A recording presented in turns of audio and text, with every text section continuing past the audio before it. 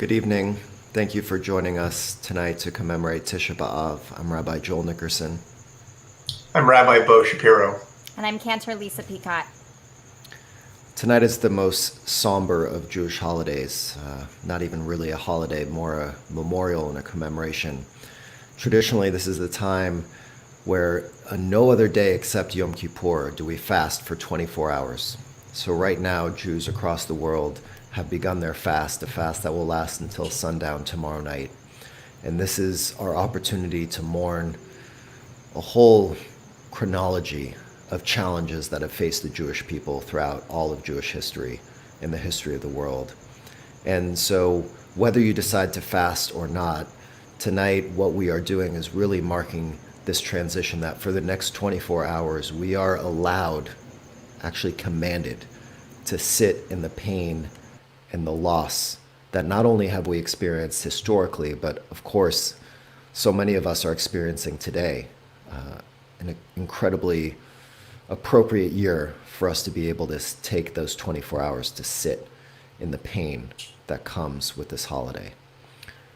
However, there have been moments throughout all of Jewish history that have specifically fallen on Tisha B'Av. Now, a few of them, like the first one I'm going to mention, are more biblical, so we don't actually know for sure, but tradition says that this is the day on which the spies who were sent into the land of Israel to explore the land and to find its beauty came back instead and said that it was a land of giants, that we were nothing but grasshoppers. It was a decision that they made and a declaration when they came back to the rest of the Jewish people that led the Jews to wander in the desert for another 40 years. That was followed, according to tradition, by the destruction of the first temple, and that happened in the year 586 BCE, when the Babylonian army came and destroyed it, the high priest serving in the temple murdered by the Babylonians, much of the holy vessels there taken to Babylon. The second temple, also destroyed on Tisha B'Av in the year 70 CE. This time by the Romans, led by the man who would become Emperor Titus, 2 million Jews living in the city who died from disease and starvation or murdered by the Roman armies. Moving forward in history, the year 1290.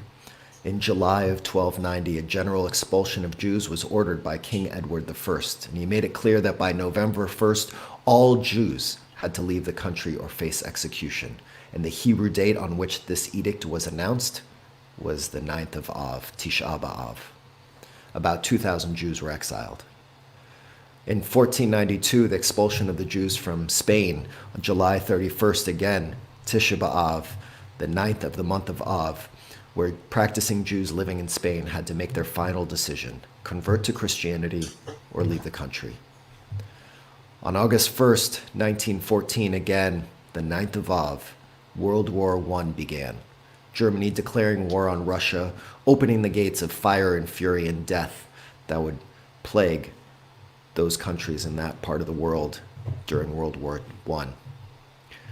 And then on July 23rd, 1942, the Treblinka death camp, which was located in a forest northeast of Warsaw, began its operation as a death camp and continued operating until October of 1943. The Hebrew date that operations began at that death camp was the 9th of Av. And in just 15 months, the Nazis murdered about 870,000 Jews there. Treblinka was the second largest and one of the fastest killing machines the Nazis developed. And whereas 1.1 million Jews were murdered in Auschwitz, over the course of 5 years, it took just more than a year to murder close to 1 million Jews at Treblinka. There's a long and challenging history that continues into the modern day of this day being a time of destruction and despair.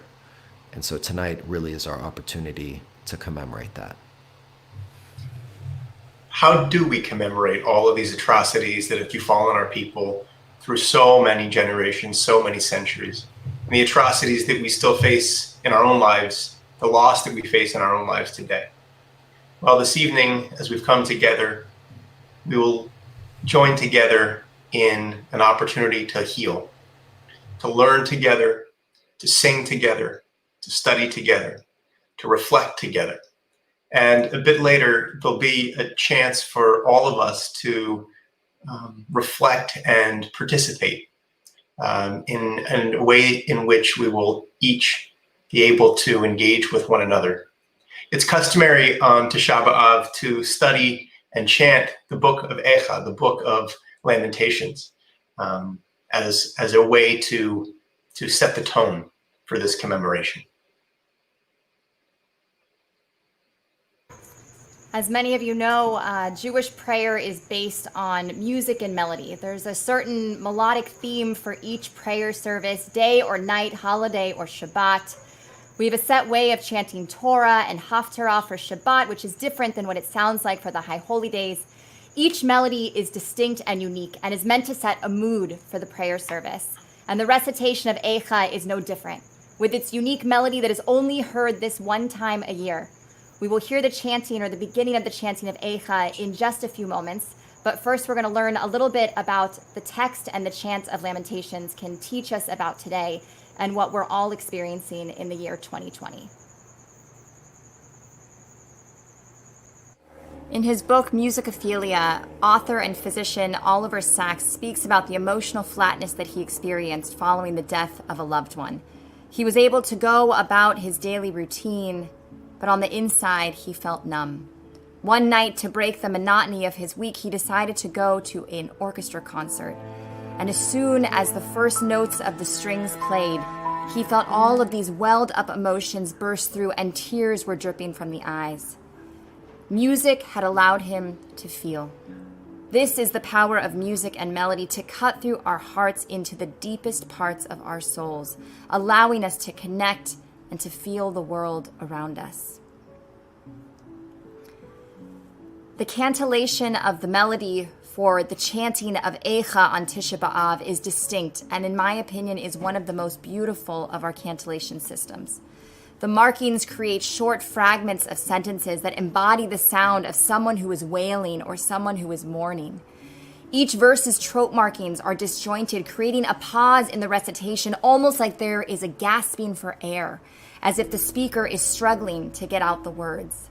The pace of the recitation changes as we are told each of the 5 characters' account of the destruction of the great city. The words of Eicha of Lamentations are stark. They are vivid and they are gruesome, as we recall the destruction of the temple, what must have seemed like the very loss of humanity at the time.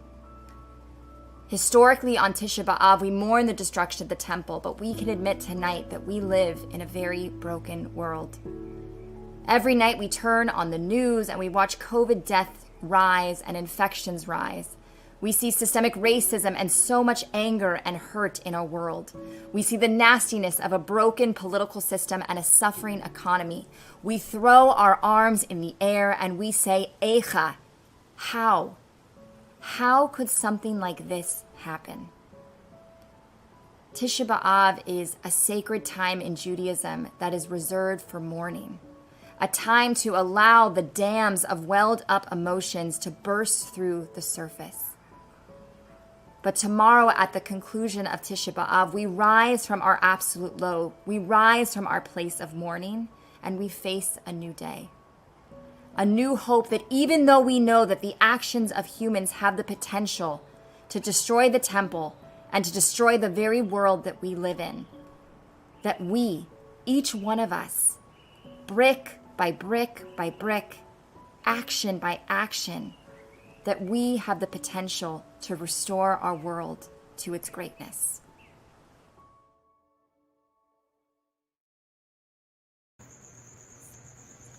Eicha. Eicha yashva vadat ha'ir rabati am hayta ke'almana rabati vagoyim sarati bamidyanot hayta lamas pachot tivkei balayla vedimata alech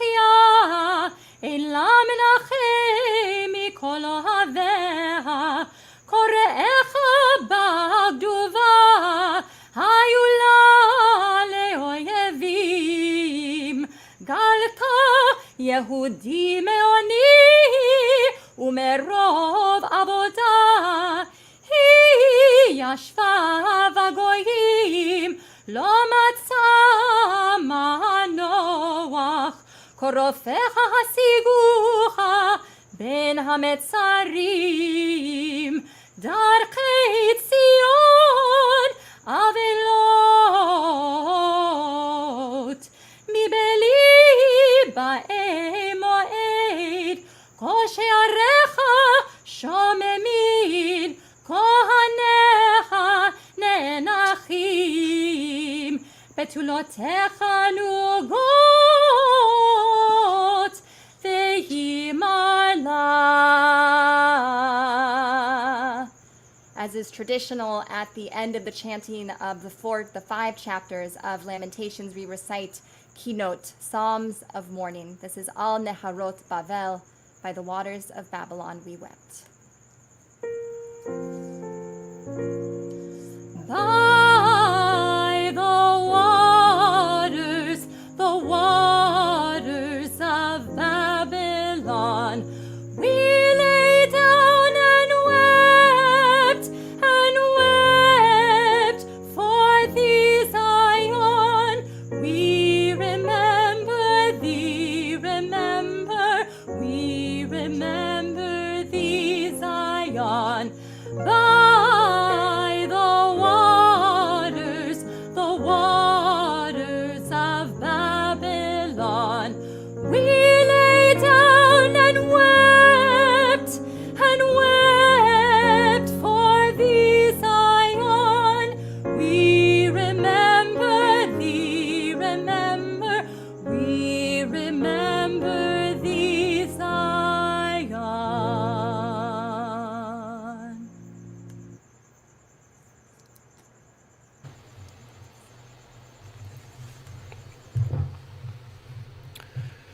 A couple days ago, I took the dog out to go for a walk, as I do every single morning, and I got about a block down the street, and I saw this man, old man, sitting on the curb with a walker, just a t-shirt on, sweatpants, and no shoes.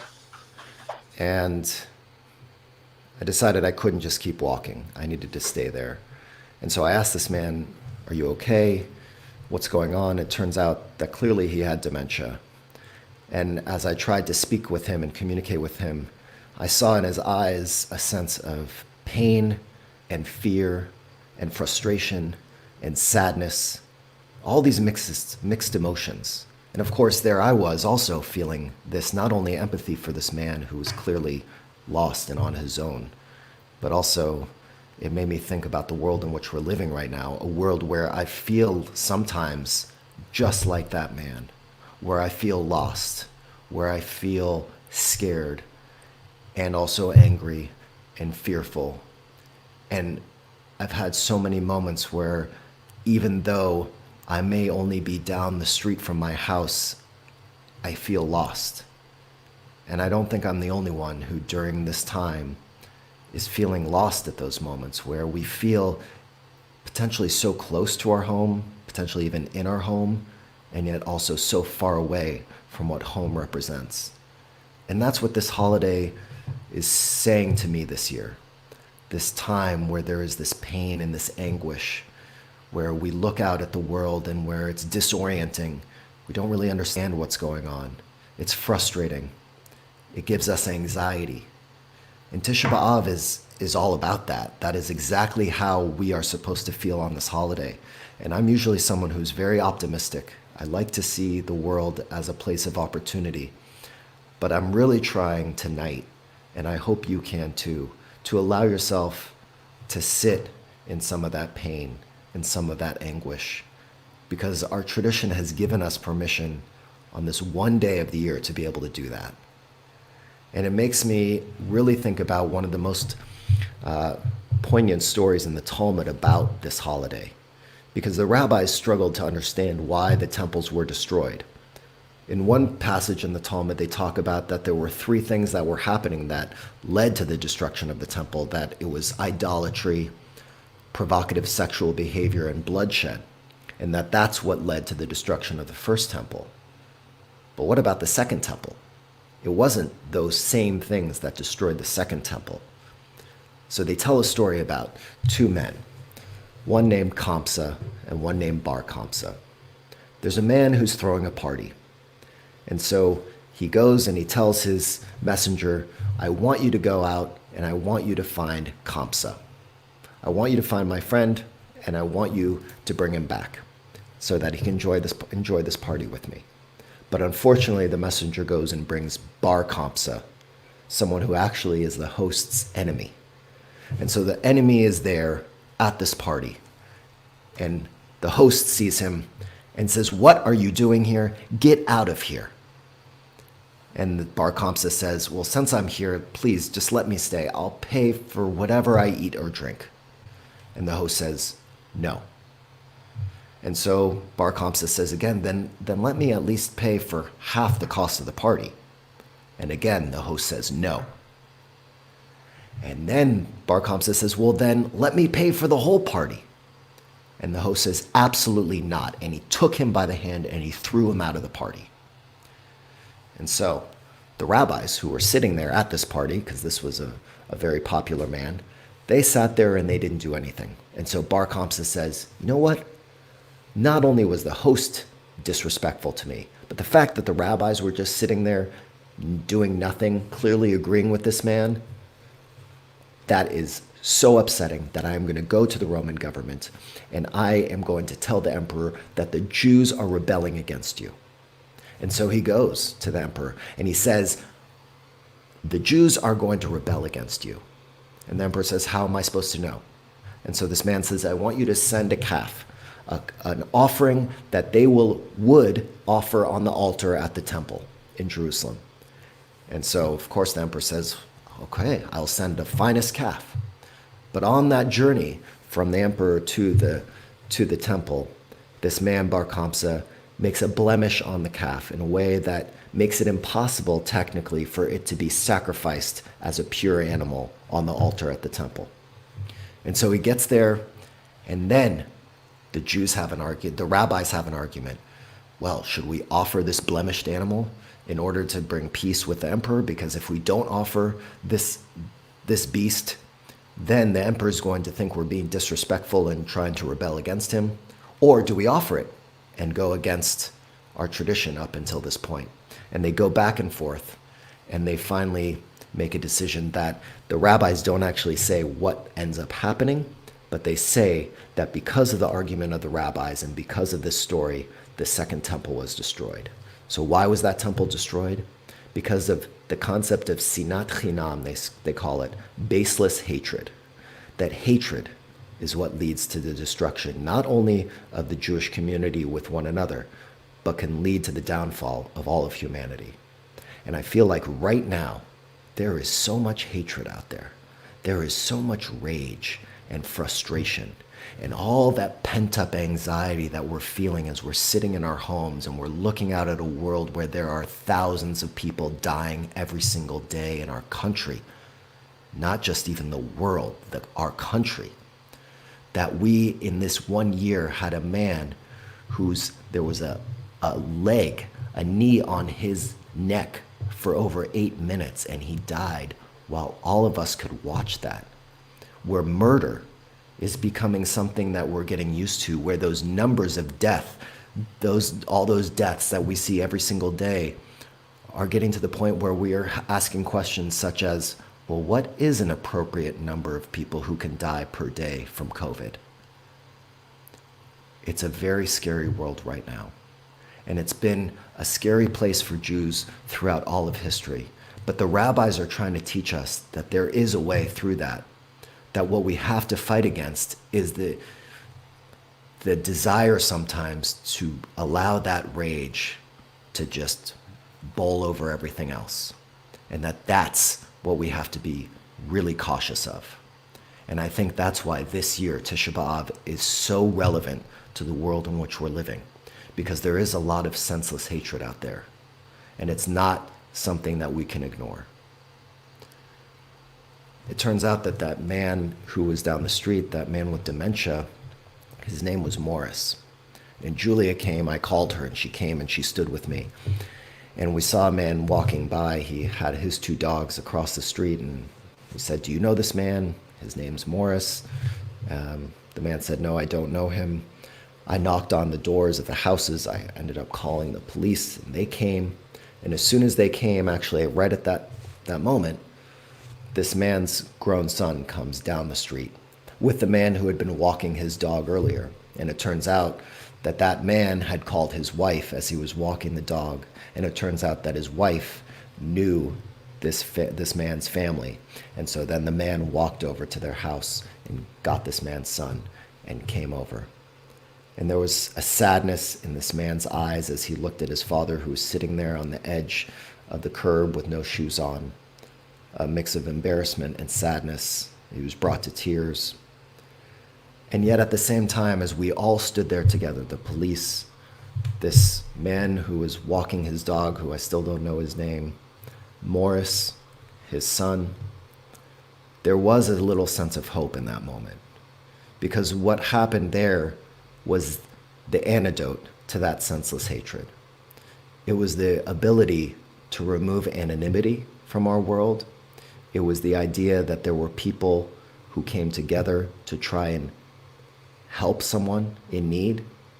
And there was this idea that we can build something together. In this case, it was a way of trying to build a sense of safety for this man who was clearly lost.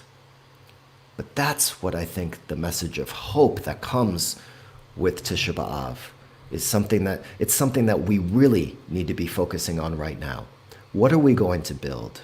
What are you going to build right now as you are in your home, stuck there? Can you be building something? Can you be helping to build something so that as we start to move out into the world more and more, that we can make this world a better place? That Tisha B'Av next year doesn't have to be as painful, as dramatic, as frustrating as it is this year. And knowing that, unfortunately, as I pointed out in the beginning of our ceremony together, that there is a long history of Jews being attacked. And that's probably not going to end. We are going to face more instances in our history where we are going to be attacked.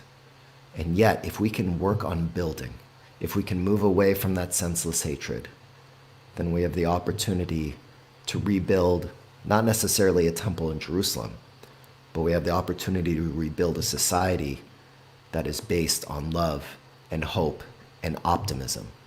That Tisha B'Av is coming right now, especially as we're getting ready for the high holidays, to snap us out of that fog and remind us that being stuck at home does not mean that we can't be productive in trying to build something better. The Shabbat that comes directly following Tisha B'Av is called Shabbat Nachamu, a Shabbat of comfort.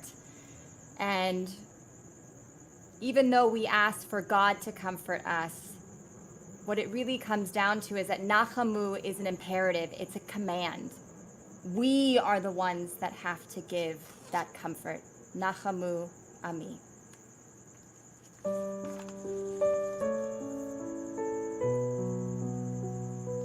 Nachamu, Nachamu, Ami Yomar Elohechem. Nachamu, Nachamu, Ami Yomar Elohechem. Nachamu, Nachamu, Ami Yomar Elohechem. Nachamu, Nachamu, Ami Yomar Elohechem. Comfort us in our wilderness. Comfort us as we struggle to take care of one another. Comfort us in our wilderness. Comfort us as we struggle with this world. Nachamu, Nachamu, Ami Yomar Elohechem. Nachamu, Nachamu, Ami Yomar Elohechem. Comfort us in our wilderness. Comfort us as we struggle to take care of one another. Comfort us in our wilderness. Comfort us as we struggle with this world.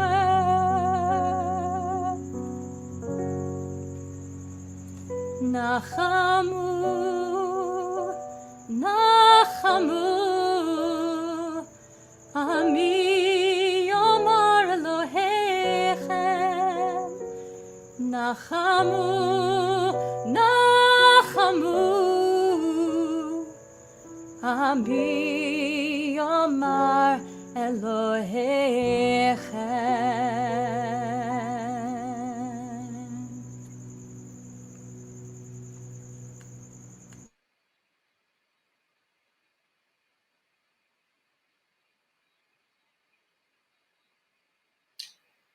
Tonight is about loss, about mourning losses for our people and for ourselves. And over the course of the past 5 months, we have all lost so much. We've lost the ability to give a hug to a friend, lost the ability to sit at our favorite table in our favorite restaurant and enjoy a meal. We've lost a sense of security. We've lost jobs, vacations, the ability to go to school, so much. We've all experienced many kinds of loss and the grief and the mourning that goes along with that. I had the pleasure earlier to sit down on Zoom with a collection of temple members who, over the course of these months, have had to reimagine, as a result of this process, as a result of this pandemic, reimagine meaningful and transformative events in their lives and deal with the loss that comes with letting go of plans that they'd held dear for many, many months. And so I invite you now to watch with me excerpts of the conversations we had and reflect on what you've lost.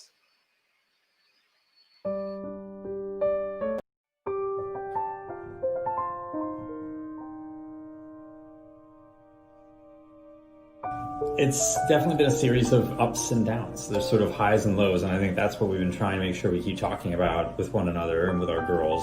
And I'd say that for us, one of the biggest highs was Juliet's bat mitzvah. And so, It was a high. It was a high. Yeah, more than a high. Nice. Yeah. I see what you did there. Obviously when the stay-at-home orders were given in March, we anticipated, just like everybody else, just a couple of weeks, and we weren't even really thinking, oh, we're going to have to pivot in June and rethink our plans. Juliet, when the quarantine started, she was obviously still tutoring and training and practicing, and unfortunately, her tutor passed away right as quarantine started, and so that was something else that we had to sort of deal with and get over very quickly. And that brought on its own set of questions. How do I go forward without my tutor, without my mentor? Who's going to step in? How is that going to work?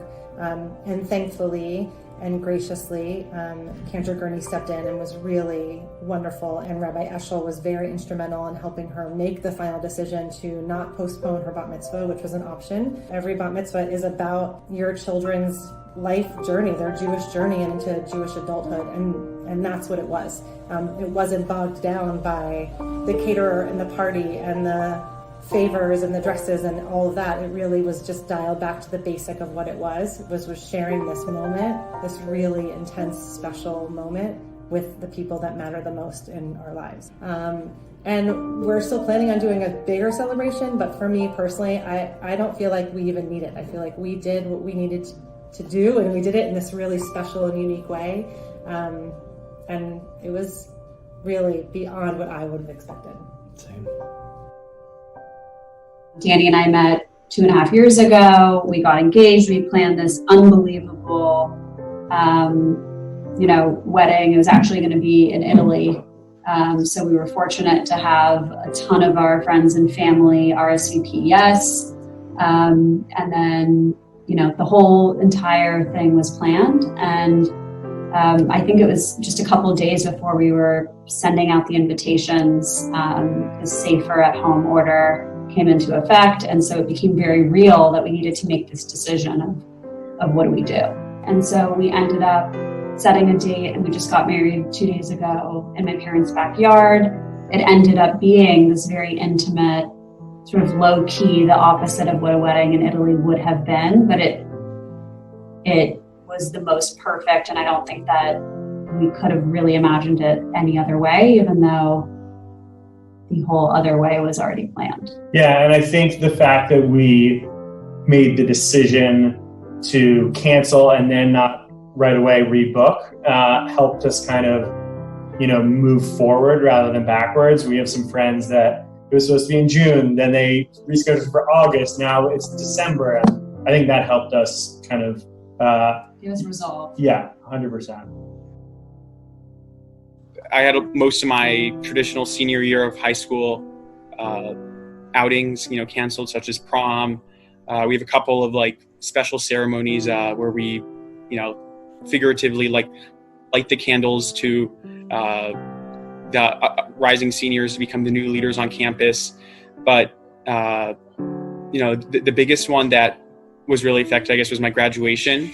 Yes, I didn't have the sort of traditional graduation experience, but I had a really unique one. And then moving forward with college this upcoming year, I'm currently supposed to go to the University of Michigan in the fall.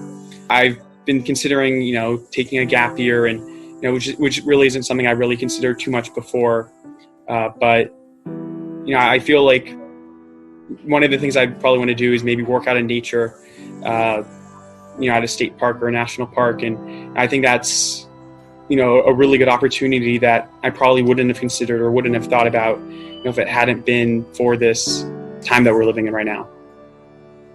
So, I definitely had a lot of disappointment with a lot of the things I was looking forward to, but I think overall, I guess it's opened up a lot of new doors and, interesting things to consider.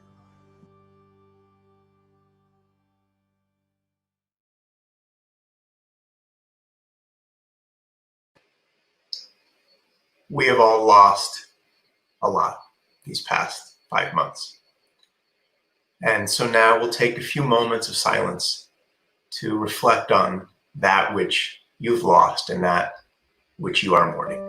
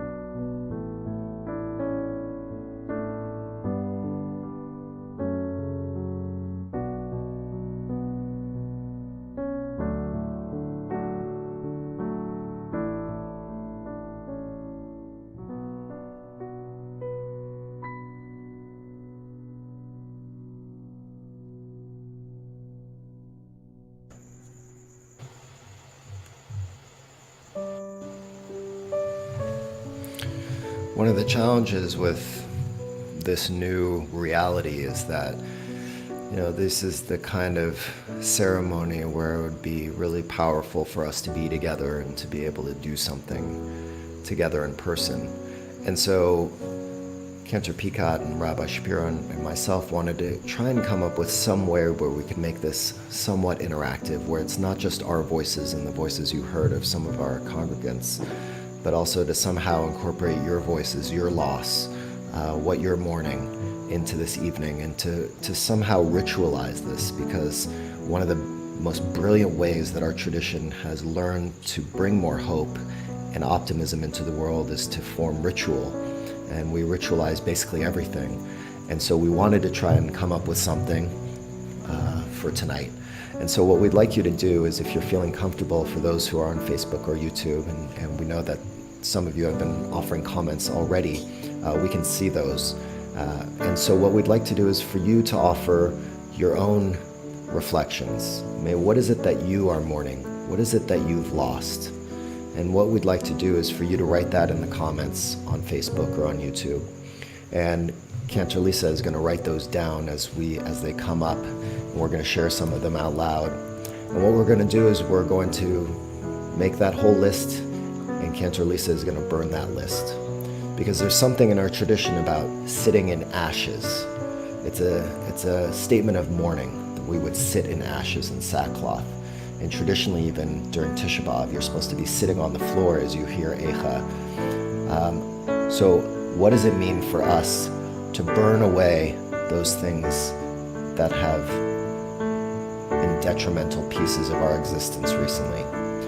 But one of the nice things and one of the beautiful things about ash in our tradition is that we recognize that from ash, there's the opportunity to build again. That ash is not the end. That what we have found time and time again throughout our Jewish history is that no matter what kind of destruction comes our way, we have the opportunity to build again. That out of those ashes can come something new. So please take a moment and write some of your reflections of what you are mourning. And I think the three of us are going to share a few just to start it off, and then we'll add all the things that you're writing as well, and share those out loud, and then we'll do the ritual together. I'll start just by saying I mourn civility, and I mourn the ability to go and visit my family who doesn't live close by, since I'm not able to travel on airplanes right now. So those are just a couple of things that I'm mourning. How about you, Beau? You know, it's like you say, Joel. It's the big things and it's the little things too. I think you know, some folks out there know we had a son about 6 weeks ago, and he's amazing. But you know, to your point, most of our family hasn't gotten to see him, and certainly not to meet him. We had a bris with 4 people, literally no one there, which was beautiful in its own way. But you know, my parents weren't at my kid's bris, and they got to watch it on Zoom, but that's not the same thing. And then, you know, the small things too. Like I miss going to the gym, you know, and just kind of being out in the world, society, life. How about you, Lisa? Before we had gone into the lockdown, I had just come back from maternity leave, so I felt like I was leading kind of a quarantine of my own.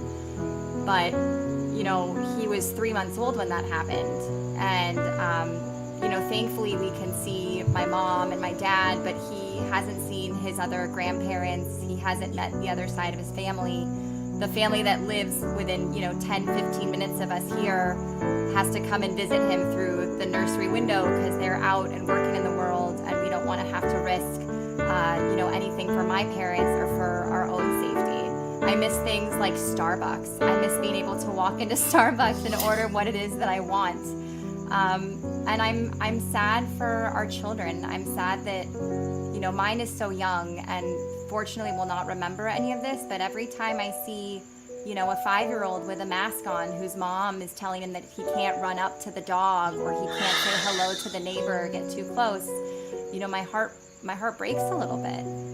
There's just also so much anger and hurt in our world. The list could go on and on, but that's why this commemoration is so important, that we're able to sit in that sadness.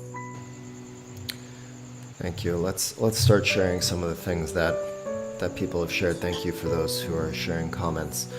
Marion says, or Phyllis Osman says, connection with friends and family. Marion said, we mourn not being able to hug our daughter. Phyllis also said, praying in temple. Martha, hi Martha. I miss the physical contact with family and friends, the hugs, the touch, the smile I get in person. Merle says, I miss my community in person. I miss my temple, both of them. I miss camp and watching our innocent children learn. Melanie says, we've lost opportunity to attend services at the 2 synagogues that we belong to. Very good Jew, you belong to more than one synagogue. Wilshire Boulevard and Beth David, yet we have gained the opportunity to participate on Facebook with both synagogues. You want me to keep reading them out? I can keep reading if you guys want. Courtney says, mourning my kids' loss of normalcy. Amy says, I think that's what's been hard for me, losing my condo to a fire. Yes, it got rebuilt, but I sold it, and that was so hard. Sorry to hear that, Amy. Ruth says, I'm missing my grandson's bar mitzvah in Israel. The first time I'm missing a grandchild's special simcha. Stephen says, we miss you guys. Jan says, my job. Missed the job. Jody says, I mourn not being able to visit family who live far away and miss hugging friends and family nearby. Stephanie says, I'm mourning not celebrating my best friend's wedding with her. Steve says, family and friends seem so far away. We're together at home all the time and yet alone, but we're okay. I wish I could do more for my family and friends that are struggling. Amy says, I miss going to my temple because I miss everyone so much. Melanie says, I personally mourn the interaction at my school with my students at Hawthorne Elementary in Beverly Hills. David's missing my kids attend school in person, missing having my kids being able to see their friends without restrictions. And on and on. Rick says, I miss the gym, family and friends, dinners, jujitsu, Shabbat dinners, Shabbat services, Torah studies. And Nan Goodman finally says, I mourn the loss of the life we had before COVID. I mourn the loss of civility in a government that meets the needs of the citizenry with integrity. The list goes on. I miss my temple community. What sustains us is our children and close friends. So many things that we are missing in mourning tonight. I know, Lisa, I'm sure you didn't get word for word, but I'm sure you were able to capture the essence of all of those things. I got the gist of it. A lot of pain. So we're just going to remain silent as we burn those things, and then we'll conclude together.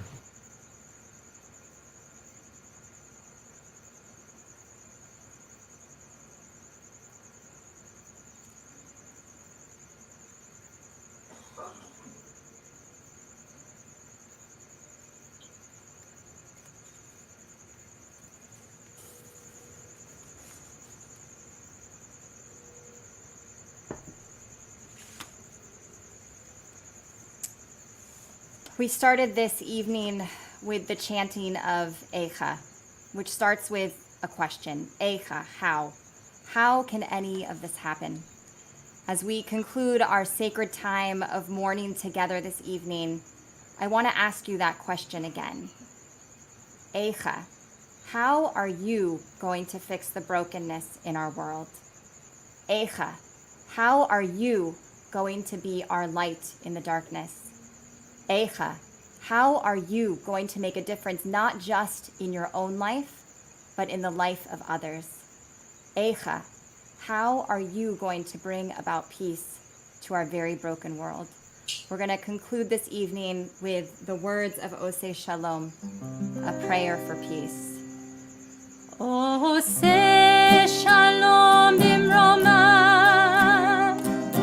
hu yaseh shalom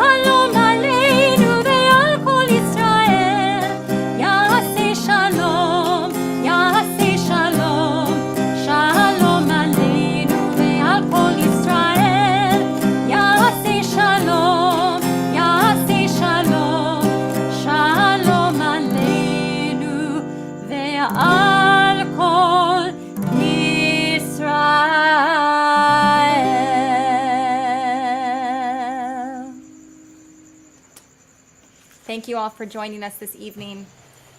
I hope that you have taken advantage of this sacred time of mourning within our tradition. We're allowed to remain low, but tomorrow at the conclusion of Tisha B'Av, we rise from our lowest positions. We rise from our place of mourning, and we say, what are we going to do to change this world? Good night, everyone. Good night. Good night.